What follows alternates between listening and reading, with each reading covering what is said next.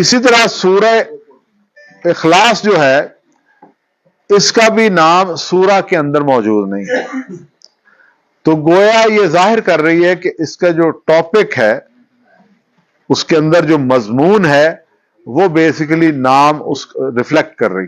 یہ لائٹ یا اگلی والی بند کر دیں، وہ ادھر ہوگی اس سائڈ پہ، تو وہ جو ہے نا وہ ریفلیکٹ کر رہی ہے.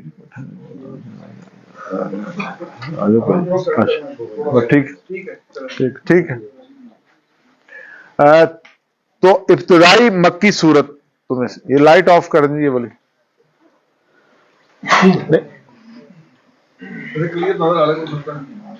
ٹھیک، ابتدائی مکی صورت ہے، یہ بہت چھوٹی مگر بہت ہی اہم صورت ہے.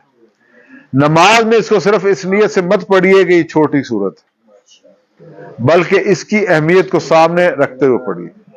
ٹھیک ہے جی، حسن پڑھو بیٹے. نام اخلاص یعنی جو کوئی سمجھ کر پڑھے اور اس پر ایمان لائے تو اس کا عقیدہ خالص ہو جائے گا. لوگوں کے سوال کے جواب میں اگر کہ آپ صلی اللہ علیہ وسلم کس معبود کی عبادت کی طرف بلاتے ہیں. ہاں جی آگے. یہ سورہ افتتاحی قرآن کے برابر ہے. نکات یہ سورہ افتتاحی قرآن کے برابر ہے. ابو درداء رضی اللہ تعالیٰ عنہ بیان کرتے ہیں کہ نبی صلی اللہ علیہ وسلم نے فرمایا، کیا تم میں سے کوئی ایک رات میں قرآن کا تیسرا حصہ پڑھنے سے عاجز ہے؟ تو صحابہ کرام کہنے لگے، قرآن کا تیسرا حصہ کس طرح پڑھا جائے؟ تو نبی صلی اللہ علیہ وسلم نے فرمایا، قل هو اللہ احد قرآن کے تیسرے حصے کے برابر ہے. اچھا، اب تیسرے حصے کے مراد 33% قرآن کا ہے، تو اس کا مطلب یہ نہیں ہے کہ آپ نے 3 دفعہ 33 پڑھ لی تو پورا قرآن پڑھ لیا، یہ نہیں ہے. قرآن کا بنیادی مضمون توحید ہے، لیکن توحید کی اگر سب ڈویژن کی جائے تو پھر توحید، رسالت اور آخرت ہے. تو اس لحاظ سے چونکہ اس کے اندر توحید کا مضمون ہے تو اس لیے اس کو 1/3 اس لحاظ سے کہا جاتا ہے. اچھا، نبی مہربان صلی اللہ علیہ وسلم کی یہ عادت، اچھا میں بالعموم سنت کے لفظ کو عادت بولتا ہوں زیادہ تر، چونکہ سنت کے لفظ میں ہم اس کو جذباتی انداز میں اسے عقیدت تو شو کر دیتے ہیں، لیکن اس کو یہ نہیں سمجھ پاتے کہ یہ نبی مہربان صلی اللہ علیہ وسلم کی مستقل روٹین تھی. ایسا نہیں تھا کہ پارٹ ٹائم روٹین نہیں تھی، یہ مستقل روٹین تھی اللہ کے رسول صلی اللہ علیہ وسلم کی. اس کا مطلب یہ ہے کہ جب ہم کہتے ہیں کہ ہم نبی مہربان صلی اللہ علیہ وسلم ہمارے لیے ماڈل ہیں، ان کا اسوہ حسنہ ہمارے لیے ماڈل ہے، تو اس کا مطلب ہے کہ ان کی ایک ایک ہیبٹ، ایک ایک عادت ہمارے لیے بہت کروشل اور امپورٹنٹ، اور اس کو ہمیں فالو کرنا چاہیے. تو اللہ کے رسول صلی اللہ علیہ وسلم کی یہ عادت تھی کہ عادت کی جگہ لفظ عمل جو ہے، یہ دونوں چیزیں ٹھیک ہیں. عادت کا مطلب یہ ہوتا ہے کہ جو چیز آپ ریگولر کرتے ہیں، مستقل کرتے ہیں. ٹھیک ہے جی. اس صورت کو آخری 2 صورتوں کے ساتھ ہر فرض نماز کے بعد 1 بار، اور مغرب، فجر اور مغرب کے بعد 3 بار پڑھنا نبی مہربان صلی اللہ علیہ وسلم کی سنت. فجر کے اندر، فجر کے فرض کے بعد 3 مرتبہ سورہ اخلاص، سورہ فلق اور سورہ ناس.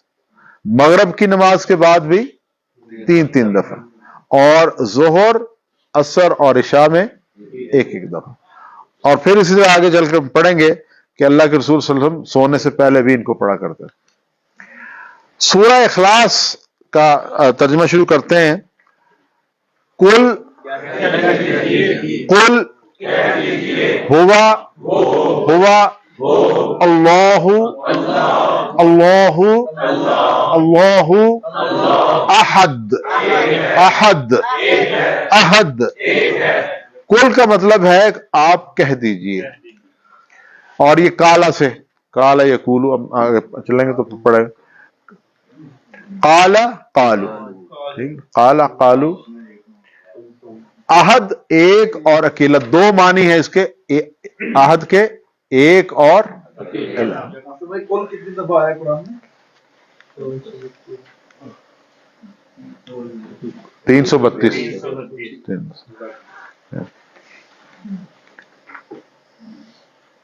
ہوا ہم نے اس سے پہلے پڑھ لیا، کیا معنی تھا؟ پوری گردان یاد ہے؟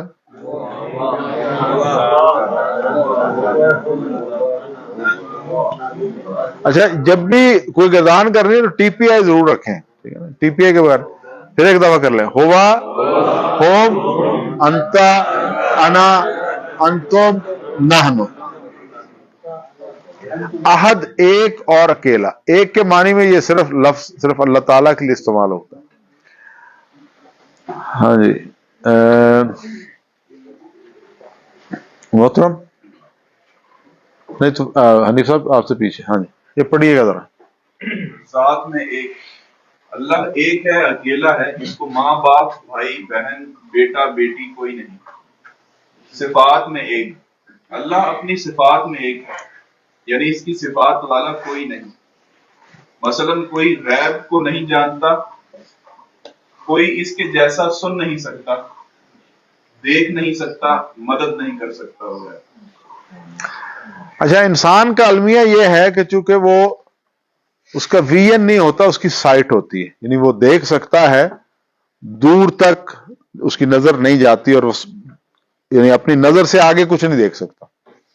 تو بالعموم انسان کا جو سب سے بڑا المیہ رہا ہے کہ اس نے ہمیشہ سے رب کائنات کو اپنے اینگل سے دیکھنے کی کوشش کی ہے, کہ وہ سمجھتا ہے کہ جی میں جہاں دیکھ سکتا ہوں جیسے.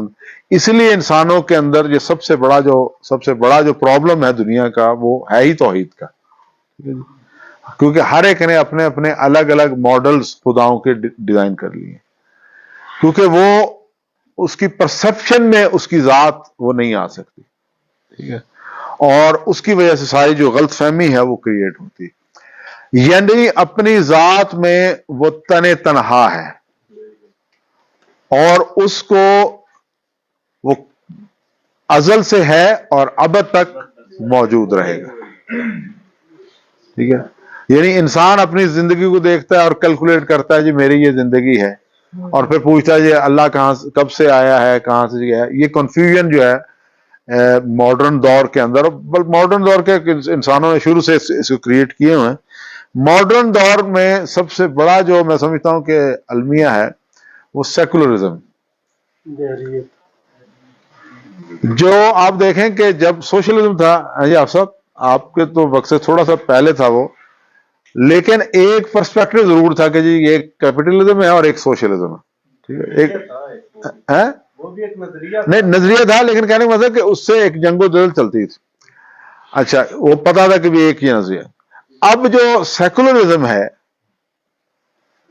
یہ اس نے جو ہے وہ اتنا بڑا کنفیوژن کریٹ کیا ہے پوری دنیا کے اندر اور ہمارے اندر بھی, کہ ہم اپنے دین کو مذہب سمجھتے ہیں, اپنے دین کو مذہب سمجھتے ہیں, اور اس کی وجہ سے جو پرسپیکٹو ہے کہ جی میں کہتا ہوں میں جی نماز پڑھ لیتا ہوں, میں تو پکا مسلمان ہوں, میں روزہ رکھ لیا کام پورا ہو گیا, زکوٰۃ دیتی کام پورا ہو گیا. جبکہ جو دین کا کانسیپٹ ہے, اور ابھی ہم نے ڈاکٹر اسامہ رضی صاحب نائب امیر جماعت اسلامی پاکستان سے اقامت دین کا کانسیپٹ بڑے خوبصورت انداز میں انہوں نے بیان کیا, ٹھیک, اور بنیادی بات ہی وہی ہے اقامت دین کی, ٹھیک ہے. رب کائنات کو آپ کی اور میری نمازوں کی, روزوں کی, حج کی, زکوٰۃ کی کوئی ضرورت نہیں. وہ چاہتا یہ ہے کہ یہ کائنات میری ہے, یہ زمین میری ہے, یہ ہوا میری ہے, یہ چرند اور پرند ہر چیز میری ہے. آپ کی ڈیوٹی اتنی ہے کہ اس پر میرے احکام کو آپ نافذ کریں.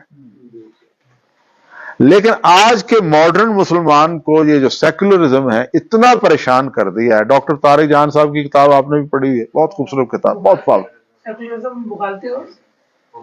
مباحث ہے, ہاں ٹرانسلیشن اس کی ہے, آل دو انگلش میں تھی تو, اور تو اس کی وجہ ایک اتنی بڑی غلط فہمی ہے. میں اس بات کروں, یورپ کے اندر ہمارے مسلمان بڑے خوش ہیں بہت, اللہ جی گورا جگہ نے کہتا مسجد بناؤ, کھلے دل میں بناؤ, کوئی مسئلہ ہی نہیں. کنی بڑی بنانی جائے جی, کنی بڑی بنا لو, ایکڑا بنا لو, کوئی رول نہیں. کنیا نمازیں پڑھنی ہے, 5 پڑھنی ہے, 10 پڑھ لو, کوئی مسئلہ نہیں, ٹھیک ہے. یعنی کام پہ اپنے ورک پلیس پہ آپ کہیں جی میں نماز پڑھ لیں یار, کوئی مسئلہ نہیں, کمرہ دے دیتے ہیں آپ, ٹھیک ہے نا. اور اگر آپ یہ LGBTQ کے ایشو پہ بات کریں گے تو یہ قانون کے خلاف ہے اور آپ پر کیس ہو جائے گا. ٹھیک ہے نا. اقامت دین کا جو کانسیپٹ ہے، رب کائنات کی جو ریکوائرمنٹ ہے مجھ سے اور آپ سے، وہ اقامت دین ہے. ٹھیک ہے؟ اقامت دین ہے. ٹھیک ہے. پرسنلی، اور یہ جو میں سمجھتا ہوں کہ سید ابو العلا مودودی رحم اللہ تعالی، کروڑوں رحمتیں ان پر، اللہ تعالیٰ ان کو اعلیٰ درجات عطا فرمائے. یعنی کبھی جب ہم نے شروع کی تھی کتابیں پڑھنی سید ابو العلا مودودی رحم اللہ کی، تو دینیات، خطبات، کیا پرسپیکٹو کلیئر کیا سید ابو العلا نے. ٹھیک ہے. نماز کا، روزے کا، حج کا، زکوٰۃ کا، کہ یہ بیسیکلی اقامت دین کی تربیت گاہ کے مراحل ہیں. اصل کام اقامت دین ہے، یہ اس کے تربیت کے مراحل. میرا ایک چھوٹا سوال ہے زمین میں، پارٹیشن کے جو ایک سیکولرزم ہمیں دیتے، اس سے آگے وہ ابھی تک جو ہے نا، وہ چاہے BJP آئے، کانگریس آئے، وہ پٹائی کرتی ہے، وہ پٹائی کرتی ہے. نہیں، سیکولرزم تو وہ نہیں اس سے مانگتا. آگے جو ہے نا وہ بڑھ ہی نہیں پا رہے ہیں. اس سے آگے نہیں، اصل میں وہی جو کانسیپٹ ہے، اگر آپ کا دین کا کانسیپٹ کلیئر نہیں ہے تو آپ تو مذہب کے اندر ہی گم ہے نا. کے مطابق ساری فیکٹری رن کرے اور میں اسٹاف کی ٹریننگ بھی کرواتا رہوں تاکہ اس مرضی کے مطابق کام کرے. بالکل. اب ہوتا ہے یہ اسٹاف ٹریننگ بھی بھرپور کرے لیکن کام نہ صحیح کرے. اقامت دین اصل میں وہ چاہتا تھا فیکٹری اچھی چلے، ہاں، پروڈکٹ اچھی ہو. اللہ کا نظام ہے، اللہ کی یہ فیکٹری ہے، اللہ چاہتا ہے کہ یہ بس یہی سب سے بڑا. اچھا، ہاں جی، اس میں کر لیتے ہیں چونکہ بات اچھا، تو صفات کے اندر بھی رب کائنات تنہا ہے. اچھا، ابھی کل ہم جو بات کر رہے تھے کہ اسی قرآن کی 4 بنیادی اسلام، وہاں پر بھی یہی بات، بنیادی مقصد ہی یہی کہ میرا رب اپنی ذات میں، صفات میں، اختیارات میں، حقوق میں اس جیسا کوئی نہیں ہے. ٹھیک ہے جی. اور یہاں پر بھی سورہ اخلاص کے اندر بھی مجھ سے اور آپ سے یہی کہا جائے. اچھا، یہاں پر جو کسی اور فرد کی اپنی یا اپنی خواہش کی بات کو تسلیم کیا، مانا، تو گویا میں نے کسی اور کو خدائی میں شریک کر دیا. اچھا، بالعموم ایک اور بڑے ہمارے ہاں بڑا مطلب مزیدار چیز ہوتی ہے. چیز آپ سب مجھے بڑی محسوس ہوئی ہے کہ اب ہمارے ہاں حلال رزق کا جو کانسیپٹ ہے وہ بہت ڈائلوٹ ہو گیا، بہت ڈائلوٹ ہو گیا. یعنی اب ہم کام کر رہے ہوتے ہیں تو اس میں ڈنڈی مارنا کر رہے ہیں، تو کر رہے ہیں. نماز پڑھنے گئے ہیں تو 10 منٹ بھی 15 منٹ لاتے ہیں. ٹھیک ہے نا. یعنی کوئی کانسیپٹ نہیں. اور جو ہمارے بزرگ لوگ تھے وہ تو مطلب ایک ایک منٹ کو بڑا کاؤنٹ کرتے تھے. ٹھیک ہے جی. حلال رزق جو ہے نا وہ. اب آپ دیکھیں کہ وہاں پر بھی آپ ڈنڈی مار رہے ہیں، آپ کو اور مجھے مانیٹر کر رہا ہے. ٹھیک ہے نا. کوئی اس کا خوف، وہ احساس موجود نہیں. اچھا، ایک میں نے کتاب پڑھی اور اس کے اندر اس نے بڑی خوبصورت چیز اس نے بتائی، وہ یہاں پر مجھے ذہن میں آ گئی تو میں نے اس کا تذکرہ کیا. جم رون جو ہے نا، وہ پرسنل ڈیولپمنٹ کے جتنے بھی گروز ہیں ان کا گرو رہا ہے. اس نے کیا ہے کہ پرسنل ڈیولپمنٹ کے جو بڑے ڈیفیکلٹ کانسیپٹ ہیں نا، اس کو اس نے بیسیکلی بڑے آسان الفاظ میں، وہ یہ کہتا ہے کہ اس نے ایک جگہ یہ بات کی ہے حصوں میں تقسیم کرے، بنیادی طور پر 2، پھر اس کے بعد 3. اس کے ہاں جو کانسیپٹ ہے 70 اور 30 کا ہے. 70 30. اس میں یہ کہتا ہے کہ 70 جو بھی آپ کی انکم ہے اس میں 70% تو آپ کا خرچ ہو جائے گا، 30% آپ نے لگانا ہے خیرات میں. گورا ہے کرسچن، اس کی 10% خیرات میں، 10% آپ نے ری انویسٹ کرنا ہے کسی اور بزنس کے اندر، کسی اور جہاں سے آپ کو پیسو انکم. % جو ہے وہ آپ نے اپنے اوپر ری انویسٹ کرنا ہے، اپنے آپ کو گرو اور ڈیولپ کرنے کے لیے. ٹھیک ہے، تاکہ آپ بہتر بن سکیں. اچھا، اس کے ساتھ وہ یہ کہتا ہے کہ آپ مثال کے طور پر آپ کہیں کام کرتے ہیں 10 گھنٹے، ٹھیک ہے جی، 8 گھنٹے کام کرتے ہیں، وہ کہتا ہے کہ 10% آپ کو زیادہ کرنا چاہیے کم از کم وہاں، اور وہ کہتا ہے کہ یہ اصل میں آپ کی کمائی ہے، یہ اصل میں آپ کی کمائی ہے۔ وہ کہتا ہے 8 گھنٹے کی آپ نے کام کیا، مل گئے پیسے، آپ نے کیا انویسٹ کیا اس میں؟ کچھ بھی نہیں، ٹھیک ہے نا۔ اب ہمارے ہاں یہ ہے کہ ہم 8 گھنٹے کے پیسے لیتے ہیں اور کام 7 گھنٹے بھی نہیں کرتے، الٹا ہو گیا نا صاحب۔ وہ کہتے ہیں 10% آپ نے زیادہ کرنا اس۔ اچھا، لاہور میں نے سنا حافظ صاحب، انارکلی میں کوئی فرد ہے جو کہتے ہیں کنو بیچتا ہے، اور اس نے درجن اپنی 13 کی رکھی ہوئی ہے۔ حافظ یوسف والے بھی ایسا کرتے ہیں، بڑے کلاس میں چھوٹا کام ہے۔ ہاں، اچھا، اب وہ یہ کہتے ہیں کہ یہ اصل میں ہماری انویسٹمنٹ ہے، ٹھیک ہے نا۔ یعنی جو چیز بھی آپ جو ہے وہ اپنے جو طے شدہ ہے اس سے زیادہ کریں گے، وہی اصل میں آپ کی کمائی ہے، ٹھیک ہے نا۔ یعنی اب نماز کے اندر بھی جو ہم پڑھتے ہیں تو اس کے اندر بھی یہی ہے کہ جتنی آپ زیادہ چیزیں اس میں کریں گے تو وہ انشاءاللہ آپ کے فائدہ، تو 10% کم از کم زیادہ آپ کو کرنا چاہیے۔ مثال کے طور پر آپ کا ملازم ہے تو اس کی تنخواہ آپ نے 10,000 رکھی ہوئی ہے، ٹھیک ہے نا، تو اس نے 10,000 کے بدلے آپ کا کام کر دیا، 10 دیا آپ نے، 10 کا آپ نے کام لے لیا۔ اگر آپ اس کو 1,000 زیادہ دیتے ہیں تو وہ آپ کی انویسٹمنٹ ہے، 10%، اصل انویسٹمنٹ وہ ہے آپ کی، کیونکہ 10 کا آپ تو برابر ہو گئے، ٹھیک ہے نا۔ تو ہر کوئی آسان تو نہ ہوا، ہاں 10% زیادہ دیں گے تو کوئی آسان ہو جائے گا۔ ہاں، اس کے بارے میں سر لوگ 50% کام زیادہ کرتے ہیں۔ 50، یعنی یہ کانسیپٹ جو ہے بڑا امپورٹنٹ ہے کہ اس نے 10% کی بات کی، ٹھیک ہے جی۔ یہ 10% کا کانسیپٹ آپ کو اور مجھے ہر چیز میں کرنا چاہیے، ٹھیک ہے، جہاں پر بھی، اور اس کا آپ دیکھیں گے کہ آپ کی بہت سارے معاملات کے اندر بہت بڑا جو ہے فائدہ ہوگا۔ اس سے بے ایمانی نہیں وہ کرے گا، بہت کم کرے گا۔ اچھا، یہ اپنا جو ہے وہ اب بجلی نہیں آ رہی تو ہم اس کو کیسے ترجمہ اس کا کریں؟ چلیں اس کو چلتے ہیں۔ قل هو اللہ احد، ایک کل کا مطلب ہے کہہ دیجئے، ہوا وہ، اللہ، احد، پورا ترجمہ کیجئے گا، قل هو اللہ احد، اللہ الصمد۔ اچھا، میں اس آیت پہ جب بھی سوچتا ہوں نا تو مجھے ایک اور چیز کلک کرتی ہے جب نماز کے اندر میں پڑھ رہا ہوں، وہ یعنی اللہ کو تو کسی چیز کی کوئی ضرورت نہیں ہے، تو میں اس اینگل سے سوچتا ہوں اس آیت کو کہ اللہ کو تو یہ ضرورت نہیں ہے کہ میں یہاں کھڑے ہو کر قرآن پڑھاؤں، کوئی ضرورت نہیں اس کو، نہ آپ پڑھ رہے ہیں تو اس کو کوئی اس کی ضرورت ہے، ٹھیک ہے نا۔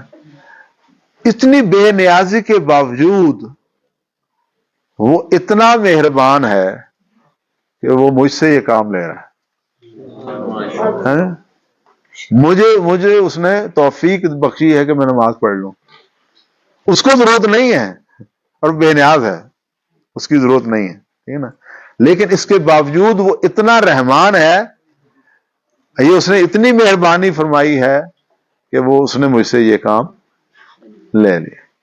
اور میں اکثر دوستوں سے کہتا ہوں کہ وہ تو ابابیلوں سے وہ اتنا بڑا کام لے لیتا ہے، ٹھیک ہے جی، تو اسے ہماری تو کوئی ضرورت نہیں ہے اس لحاظ سے، تو یہ اللہ کی طرف سے بڑی مہربانی ہے کہ وہ، تو اس کانسیپٹ سے جب میں اور آپ کو کام کرتے ہیں نا تو بالکل ایک اللہ سے ریلیشن شپ ڈفرنٹ ہو جاتا ہے کہ وہ اتنا مہربان ہے، اتنی محبت کرتا ہے، وہ میرے ساتھ اتنی محبت کر رہا ہے کہ اس نے مجھے اٹھنے کی توفیق بخشی کہ میں نماز ادا کر لوں۔ الصمد، بے نیاز، یعنی سب اس کے محتاج اور وہ کسی کا محتاج نہیں۔ اللہ بے نیاز، یعنی اس کو کسی چیز کی ضرورت اور حاجت نہیں، اس کو نہ نیند آتی ہے، نہ اونگ، اور نہ تھکتا ہے، اور نہ ہی اس کو کسی چیز کی طلب ہوتی ہے، اور اس کے باوجود وہ مجھ پر اور آپ پر رحمتوں کی، نعمتوں کی، برکتوں کی مسلسل بارش کر رہا ہے، اور اس کے ساتھ ساتھ آپ کے اور میرے لیے اس نے جنت بنائی، میرے اور آپ کے لیے اس نے جنت بنائی.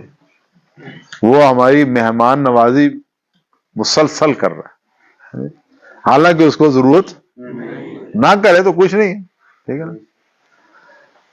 تصور کیجئے اس وقت اللہ تعالیٰ کروڑوں انسانوں اور بے شمار مخلوقات کی ضرورتوں کو پورا کر رہا ہے. اگر نہ کرے کسی کا زور ہے, ٹھیک ہے نا.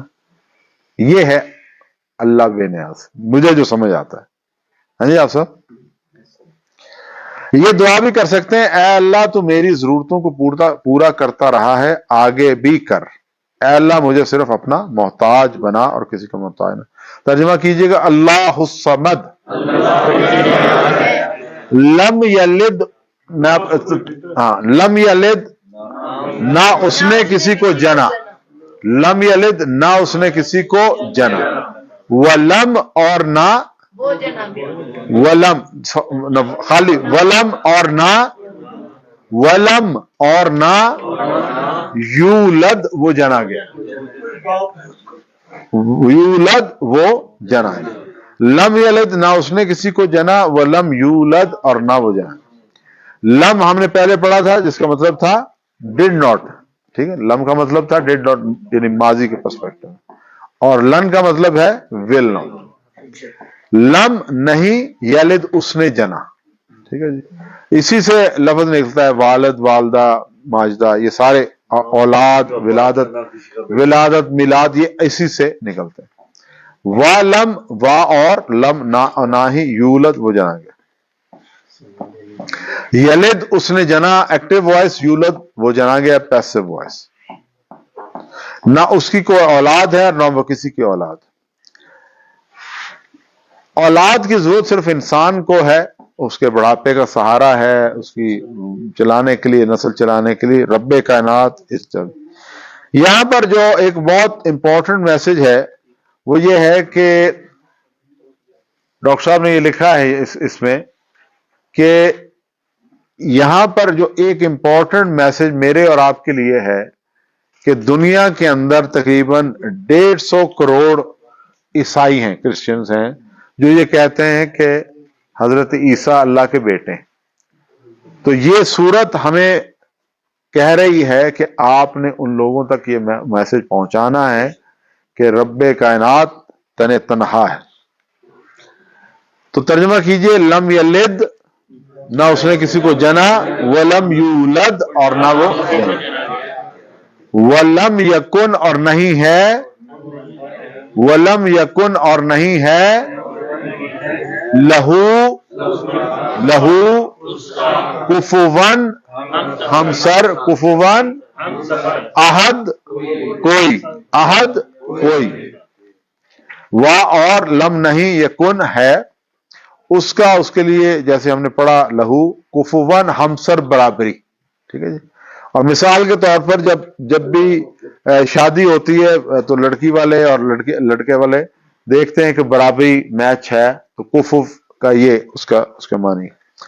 احد کوئی, اور اس سے پہلے ہم نے پڑھا تھا قل هو اللہ احد, وہاں کیا تھا ایک, یہاں کیا ہے کوئی, نفی کے معنوں میں. وہاں پر ہے پازیٹیو معنوں میں کہ وہ ایک ہے, یہاں نفی, آپ نفی کر رہے ہیں, ٹھیک ہے نا. ولم یکن کل له کفوا احد. دل میں اس کی عظمت ایسے چھائے کہ کوئی بھی دور دور تک نظر نہ آئے, ٹھیک ہے. نہ ذات میں, نہ صفات میں, نہ اختیارات میں, نہ حقوق, ہر لحاظ سے. یہ جو کل بھی ہم بات کر رہے تھے کہ یہ ہمارے ہاں کتنا بڑا عجیب و غریب المیہ ہے کہ 22 سال تک ویلیاں ابے دی روٹیاں کھانی ہیں, تو 22 سال تو بعد نوکری شروع کرنی, تو نال ہی ڈرنا شروع ہو جانا جی روٹی پیسے پورے نہیں ہونے.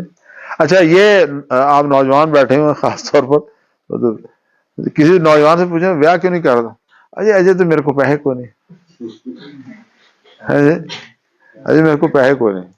اچھا, تو میں جڑے میرے نال دے سارے دوست صاحب بیٹھے نے پوچھا تہاڈا بیاہ تہاڈی پیسے نال ہویا سی, ہے ابے نے کرایا سی نا, ہے انہاں دی ہے نہیں, انہاں دا ابا کرائے گا, یہ کرنے تیار نہیں. یہ کہندا نہیں ਉਸ ਤੋਂ ਪਹਿਲੇ ਵਿਆਹ ਤੋਂ ਪਹਿਲੇ ਕੋਠੀ ਹੋਣੀ ਚਾਹੀਦੀ ਹੈ, ਕਾਰ ਹੋਣੀ ਚਾਹੀਦੀ ਹੈ, ਗੱਡੀ ਹੋਣੀ ਚਾਹੀਦੀ ਹੈ, ਨੌਕਰੀ ਚੰਗੀ ਹੋਣੀ ਚਾਹੀਦੀ ਹੈ, پھر تو مطلب یہ ہے کہ جب رب کائنات میرا اور آپ کا رب ہے، بغیر ہماری ڈیمانڈ کے ہماری ضرورتیں پورا کر رہا ہے، تو یقیناً وہ اس وقت بھی آپ کی کرے گا جب آپ کام کر لیں گے، جاب کرتے ہیں تب بھی وہی پورے کرے گا. ٹھیک ہے جی. برکت کا وہ پہلو نکل گیا نا جی زندگی سے. برکت کے پہلو نے اتنی یعنی زیادتی کی ہے، اتنا ظلم ہے ہمارے کانسیپٹ میں نکل گیا ہے، اور ہم ہر چیز کو نا وہ پیسوں کے اعتبار سے تول رہے ہوتے ہیں کہ یار یہ کیا ہے کیا. تو اس میں پیرنٹس کا بھی تو انوالومنٹ ہے، جو لڑکی والے ہیں وہ بھی تو اسی طرح کا ہوتا ہے. نہیں، یہی تو مسئلہ ہے، دونوں طرف اب مسئلہ ہو گیا نا. یعنی اتنا ظلم ہے، آپ اندازہ نہیں کرتے کہ کر سکتے. میں آپ کو دوسرا بتاتا ہوں کہ مطلب آلموسٹ سمجھ لیں کہ مجھے ہر ہفتے کسی نہ کسی جگہ سے میسج آ رہا ہوتا ہے کہ جی بچی کی شادی، یہ بچے کی شادی. ٹھیک ہے نا، چاہے میں یو کے میں ہوں چاہے میں یہاں ہوں، یعنی مستقل آ رہے ہوتے ہیں. اس کی وجہ یہ ہے کہ آپ نے اور میں نے رب کائنات پہ بھروسہ کرنا چھوڑ دیا. ہم نے کہا جو میں کر سکتا ہوں میں ہی کر سکتا ہوں. ٹھیک ہے. اور جب یہ کیفیت آپ کی اور میری ہو جائے گی تو یہی المیہ ہوگا نا جی. ٹھیک ہے کہ ہم انتظار میں ہیں جی کڑی دا رشتہ وہ کرنا ہے جڑا منڈا جڑا نا وہ کول کوئی ہاں جی سرکاری نوکری ہو. اچھا یہ سرکاری نوکری سے بڑا مزیدار مجھے یاد آیا، یعنی یہ حق اور حلال کا کانسیپٹ ہمارا نکل گیا. وہ ہمارے ایک دوست ہیں اسلام آباد میں، تو وہ ریکروٹمنٹ کرتے ہیں پرائیویٹ کمپنیز کے اندر اور یعنی سروسز پرووائڈ کرتے ہیں. وہ کہتے ہیں جب بھی میں کسی پرائیویٹ کمپنی میں جاتا ہوں ٹریننگ کے لیے، تو وہ جو لوگ وہاں ملازم ہوتے ہیں نا ان کی ٹریننگ، تو وہ پتہ کیا کہتے ہیں، استاد جی جو کچھ پڑھا چھڑے ٹھیک ہے پر دعا کرو سرکاری نوکری لگ جائے. یہ کیا کانسیپٹ ہے یار؟ اس کی ایک وجہ ہے نا کہ سرکاری نوکری میں کریں یا نہ کریں نوکری نہیں. وہی بات ہے نا، یعنی حرام کمانے کے لیے آپ لوگوں سے کہہ رہے ہیں دعا کریں جی میں سرکاری میں نوکری، کوئی کام نہ کر رہا پڑے. یعنی آپ اندازہ کریں کہ کتنا یعنی وہی جو حلال اور حرام کا کانسیپٹ بالکل زیرو. آپ تو باقاعدہ پوچھتے ہیں بھائی آپ کی جو سرکاری نوکری ہے سنا تنخواہ کتنی ہے، تنخواہ 10 ہوتے آتے ہیں جی ہماری کٹی کتنی ہماری کٹی وہ سمجھ دے نہیں بالکل. یعنی سورہ اخلاص بتا رہی ہے کہ میرا اور آپ کا رب مجھ کو اور آپ کو بغیر اس کی اپنی ضرورت کے وہ مسلسل مستقل ہر حال میں ہر سچویشن میں پورا کر رہا ہے. اور ہم سمجھتے ہیں کہ جو پیسہ میں نے کمانا ہے اس میں میری ضرورت پوری کرنی ہے. یعنی سورہ اخلاص کو آپ ملٹیپل چیزوں اینگل سے آپ پڑھ سکتے ہیں جی، اس کے معنی کو جان سکتے ہیں، اپنی پریکٹیکل لائف کے اوپر اس کو اپلائی کر سکتے ہیں. یہ نا میں ایک بات پوچھنا چاہتا ہوں. ہاں جی لکھا ہوا ہے صفات میں ہاں جی اللہ تعالیٰ نے لائٹ کچھ کم ہے اچھا اپنی صفات میں یکتا تنہا ہے ہاں جی جس میں کوئی پارٹنر یا شریک نہیں ہے. ہاں جی مثلا کوئی غیر کو نہیں جانتا، ہاں جی کوئی اس کا اس جیسا نہیں ہے. ہاں جی صحیح ہے. یہ جو غیب کے بارے میں پوچھنا چاہتا ہوں ہاں کہ اللہ ہی غیب، پہلی بات تو یہ غیب ہے کیا؟ لے جی بڑا آپ نے ویسے اچھا خوبصورت پہلو. اچھا ہمارے ہاں اصل میں کبھی کبھی کہتا ہوں کہ جب اللہ تعالیٰ یہ آپ کو اور مجھے بتا رہا ہے نا جی کہ وہ غیب کو جانتا ہے، تو بنیادی طور پر مجھے وہ آپ کو یہ بتا رہا ہے وہ غیب تو آپ کے اور میرے نزدیک ہے نا. جو چیز مجھے اور آپ کو نہیں پتا وہ غیب میرے نزدیک، اس لیے وہ سمجھانے کے لیے مجھے آپ کو بتا رہا ہے کہ وہ غیب کو جانتا ہے. جو چیز آپ سے اوجل ہے، جو آپ کو نہیں جس کا پتا، ٹھیک ہے، اور وہ اس کو جانتا ہے. یعنی ہر وہ چیز جو میری اور آپ کی علم میں نہیں ہے، معلومات میں نہیں ہے، لیکن وہ اس کو جانتا ہے چونکہ اس کا وہ مالک ہے، وہ خالق ہے، وہ کریٹر ہے، وہ ساری چیزیں.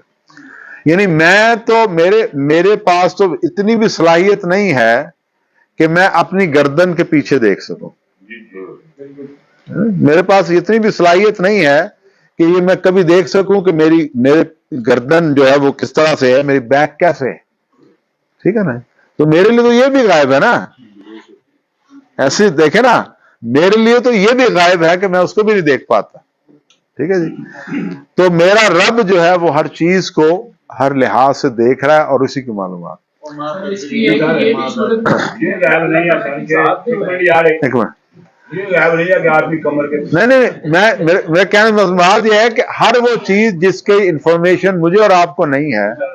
میں اس کے بارے میں جو پڑھا ہے نا, ہاں جی, یہ ہے کہ وہ علم جس میں انسان اپنی صحیح اور کوشش کے باوجود بھی نہ پہنچ سکے.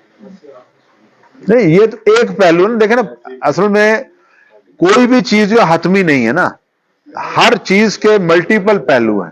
جو آپ نے بات کی وہ ٹھیک ہے اپنی جگہ پر, یہ تو ایک اس کا پہلو ہے نا غیب کا, ٹھیک ہے نا. غیب کے ملٹیپل پہلو ہیں, ٹھیک ہے نا. تو غیب یہی ہے کہ ہر وہ چیز جو میری اور آپ کی نظروں سے اوجھل ہے, جس کی مجھے اور آپ کو نہیں پتا, صرف اس کو آگے تو پتہ کر سکتے ہیں. نہیں پتا. نہیں, کیا چیز پتا کر سکتے ہیں؟ اس کمرے کے باہر کیا ہو رہا ہے, ہاں, اس کو آپ غائب نہیں کر سکتے. نہیں.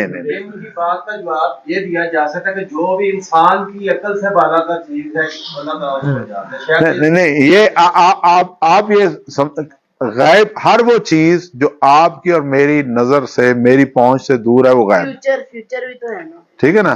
مثال کے طور پر مطلب یہ ہے کہ آپ نے کہا کہ میں باہر ابھی جا کر پتہ کر سکتا ہوں, ٹھیک ہے نا. نہیں, وہ آپ کتنا پتہ کر سکتے ہیں یہ تو آپ کو نہیں پتا نا. نہیں, یہ بھی نہیں.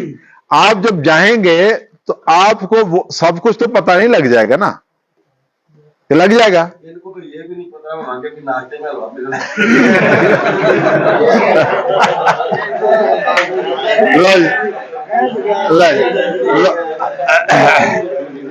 اچھا, کلاس تکبیر. چلیں جی, آگے بڑھتے ہیں, ایک منٹ اب آگے چل رہے ہیں. کلاس تکبیر. اچھا, کیا میرے ذہن میں کوئی اور بھی ہے جس سے میں ڈرتا ہوں, کسی اور سے امید رکھتا ہوں, کسی اور کو طاقتور سمجھتا ہوں؟ دعا, اے اللہ تو میرے لیے کافی ہو جا, یعنی میری حفاظت کر اور میری ضرورتوں کو پورا کر. ترجمہ کیجئے, ولم یکن لہ کفوا احد.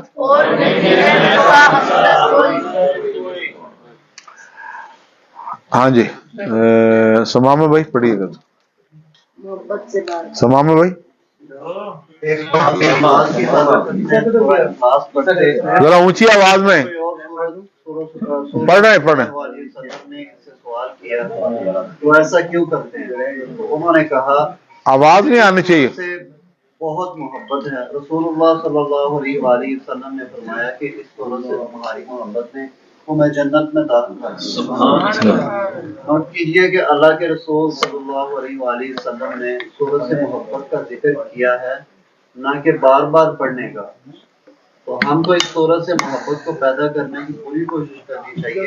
یہ محبت کس طرح آئے گی, نیچے کچھ مشورے دیے جا رہے ہیں. اچھا, میں نے جب یہ اس کو پڑھا تو میں نے کہا یار یہ رب کائن اللہ کے رسول صلی اللہ علیہ وسلم نے یعنی ایک صحابی کو صرف اس بنیاد پر جنت کی بشارت دے دی کہ اس نے سورہ اخلاص سے محبت کی. تو میں یہ سمجھتا ہوں کہ آپ کو اور مجھے بھی کوئی نہ کوئی قرآن کی ایک آیت ایسی ہونی چاہیے جس سے آپ کی اور میری خاص انسیت ہو. شاید اسی انسیت کی برکت سے میری اور آپ کی بخشش ہو جائے. کوئی بھی آپ سلیکٹ کر لیں, کوئی بھی آیت سلیکٹ کر لیں اور اس کو یعنی ایسے لگے کہ وہ آیت صرف آپ کے لیے تھی اور اس سے آپ کی وہ محبت ہو, تاکہ اٹھتے بیٹھتے اس کا تذکرہ پڑھنا اس کا, ٹھیک ہے جی. شاید اسی کی وجہ سے آپ کی اور میری بخشش جو ہے, جیسے اللہ کے رسول صلی اللہ علیہ وسلم نے ایک صحابی کو یہ موقع دے دیا تو ہو سکتا ہے کہ ہمیں بھی ایسا کرنا. اچھا جی, بہت ساری چیزیں ہیں, اچھا ٹھیک. اچھا ہاں جی. اگر کسی شخص سے آپ پہلی بار ملیں, تعارف شروع ہو اور اگر اس کے رشتہ دار کوئی وزیر, مشہور کھلاڑی, آفیسر ہو تو وہ کسی نہ کسی بہانے ان کا ضرور ذکر کرے گا. ایسے ہی ہوتا نا, ٹھیک ہے نا. اور وہ بھی خوشی اور محبت سے کہ میرے چاچا وزیر ہے اور میرے بھائی فلاں آفیسر ہیں وغیرہ. تو یاد رکھیے اللہ تو ہمارا خالق رازق رب اور سب سے بڑھ کر موسیٰ ہے. وہ ہم کو مسلسل دیتا چلا جا رہا ہے, وہ ہم سے 70 ماہوں سے زیادہ محبت کرتا, پھر کیوں نہ ہم اس کا بار بار ذکر کریں, اور وہ بھی اس طرح سے جیسے کہ اللہ سبحانہ تعالیٰ نے سورہ اخلاص کے اندر سکھایا. یعنی اس آیت کا, یعنی کوئی بھی آیت جو ہے وہ آپ کو بڑی زیادہ یعنی فیل ہو, پرسنل لگے کہ بھی یہ میرے لیے ہے, اس کے اندر میرے لیے خاص میسج ہے, اس کو آپ بار بار پڑھیں. ٹھیک ہے جی, اس کا ترجمہ پڑھیں. سوال ہے اس سے ریلیونٹ. ہاں جی بتائیں. ماشاءاللہ پڑھے لکھے لوگ بیٹھے ہوئے علماء دین بھی ہیں. یہ جو 70 ماؤں والا جو ہے یہ اتھینٹک حدیث ہے جی کہ اللہ پاک جو ہے 70 ماؤں سے زیادہ پیار کرتے ہیں اپنے بندے سے کثرت کے لیے. ہاں جی حدیث حدیث قدسی ہے اس کے بارے میں کہ اللہ پاک جو ہے وہ 70 ماؤں سے زیادہ پیار کرنے والے اپنی مخلوق سے. میں نے تو حدیث قدسی تو نہیں, آپ صاحب ہیں نہیں, حدیث نہیں ہے, مثال کے طور پر لیا جاتا ہے تاکہ چونکہ لفظ 7 یا 70 یا 700 جو ہے وہ کثرت کے لیے, تاکہ آپ کو اور مجھے سمجھ. حضور صلی اللہ علیہ وسلم صحابہ کے ساتھ تھے تو کسی کا جو ہے اونٹنی کا بچہ غائب ہوا تھا. ہاں, وہ بچہ جب انہیں ملا تو انہوں نے بڑی خوشی کا اظہار کیا. تو رسول اللہ صلی اللہ علیہ وسلم نے کہا کہ جب اللہ کی طرف کوئی جاتا ہے اور اس کو آتا ہے تو اس سے زیادہ اس کو خوشی خوشی ہوتی ہے, اللہ تعالیٰ اس سے زیادہ محبت کرتا ہے.